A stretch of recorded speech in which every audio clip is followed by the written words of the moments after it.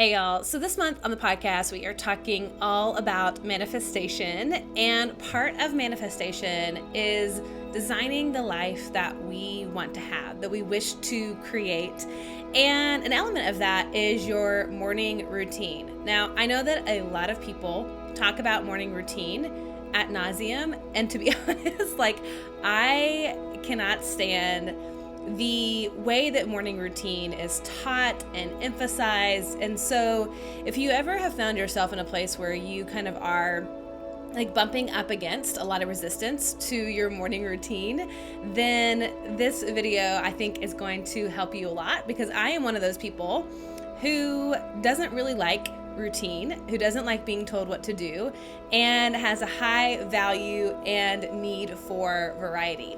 But if we think about this idea of starting our day off with intention, we got to kind of slow down, ask ourselves, why does it matter that we give this some attention?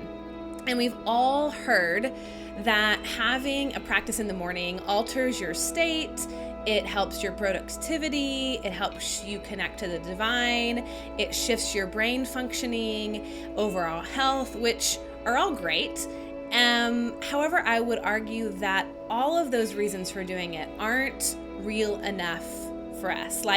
They're all good things that we're supposed to want to have, and it ends up being a should. And I think that's where the breakdown happens. That is the problem. Amidst the laundry list of all of the other shoulds that we have in our life, this is why I kind of hate stats and hate science, because it sort of almost makes you feel like a loser if you don't do it. Okay, well, science is backing this up, and it's proven to lower your or increase your GABA and lower your cortisol. It's like, okay, great, but who really even cares about that? You know what I mean? Do I know what that feels like? Does that even matter to me? Who's ever really been motivated by increasing your GABA and lowering your cortisol? And so anytime we choose to alter our habits, we choose to change something or seek to improve our lives, it has to be fueled by our heart and our intuition. In order for our morning routine to really impact us, on a cellular level, we've got to be connected to why it matters to you individually, not what the stats say, because otherwise it's just going to become another to-do. And so if we think about the point of a morning routine, it's not just another thing to get on that to-do list. If it stresses you out, ultimately it's going to be counterproductive. And that's why I love creating my morning routine as a sacred space. And y'all, you know that beauty is a high value to me. So I want to make sure, if it's not calming me, if it's not centering me, then it's not going to really benefit me in the long run.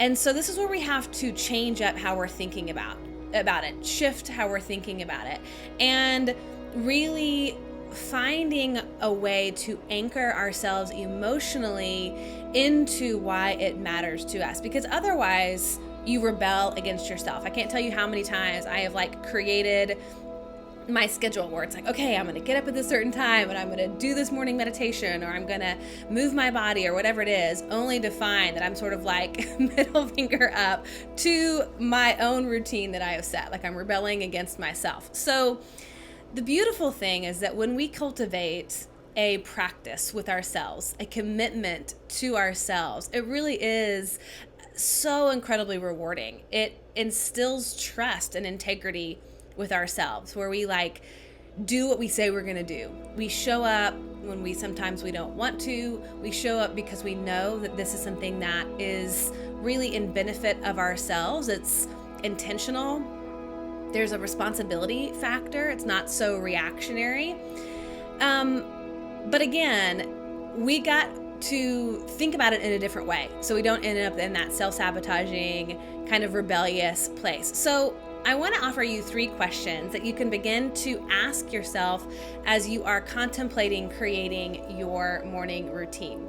So let's start with the first question, which is your morning routine giving you what you want? So if you think about why you're doing this, what is the purpose of doing a morning routine? Maybe you've read in a book that it's supposed to help with your productivity. It's supposed to help with your mental, emotional state. Is it doing that? Is it helping you connect to the divine, or are you dreading it? So kind of taking a moment of awareness, analysis, and observing without judgment. So we're not trying to put in any shame or feel bad about this. We're just going, hey, is the juice worth the squeeze? Is it working? Second question, how do you want to feel going into your day? So when we're looking at our morning routine, what is it that you want? What is your current life not giving you? And I know that for me, like in my morning routine, I want to bring in some beauty. I want to feel energized. I want to feel centered. I want to feel aligned. And I know that if I rush into my day, none of that is going to happen by default. So I want to set myself up for success, but I want to do it in an environment that helps me feel connected to abundance, feel connected to beauty, because I really value that. So I am doing it in an area where I've got my plants, my live plants inside of my house, fresh flowers.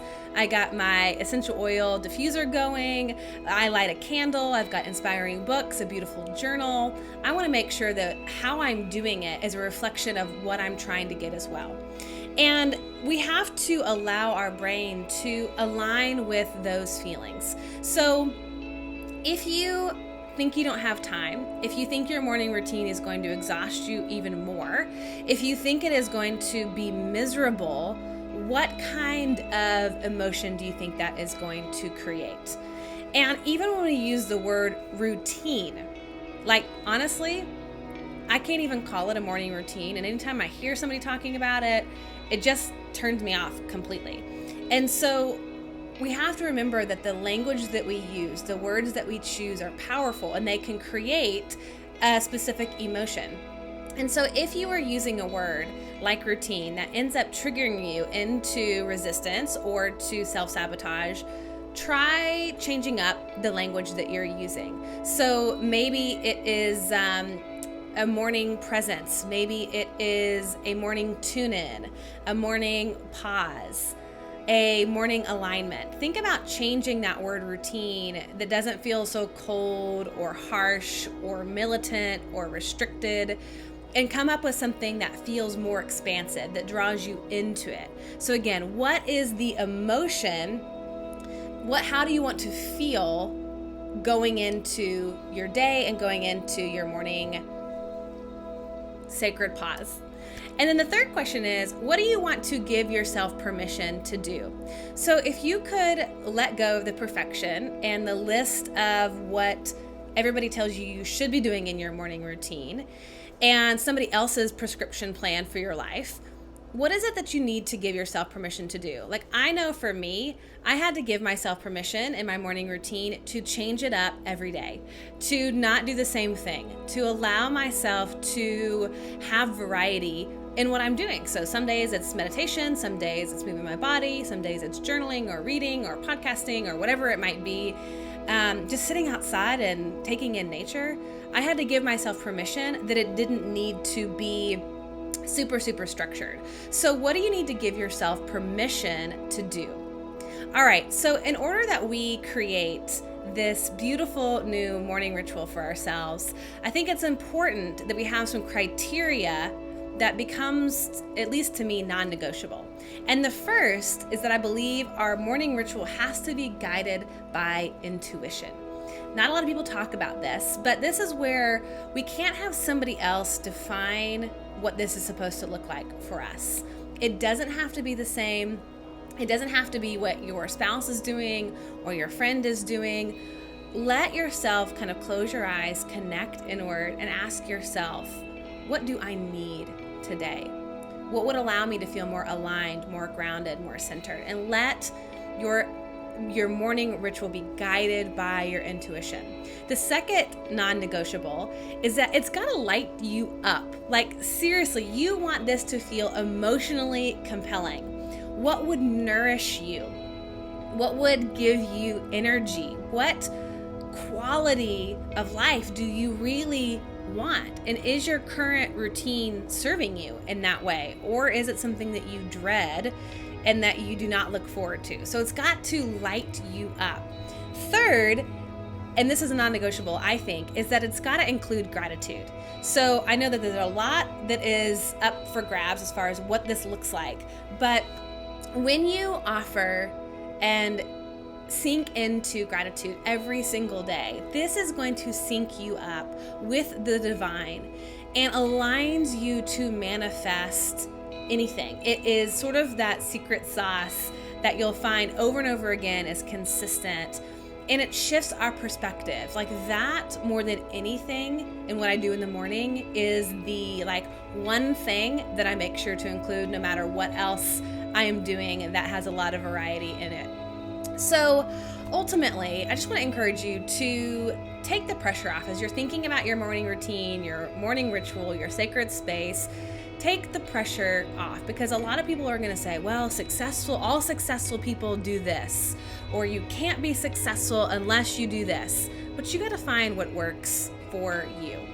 And the truth is that repetition matters. It creates momentum. It creates inspiration for yourself. And I know that for me, that variety is what keeps me coming back again and again and again. So asking yourself, what do you need today? Do you need to rest? Do you need to move your body? Do you need to journal or read or simply sit? Or maybe you need to connect with somebody. Maybe you need to do something creative or artistic.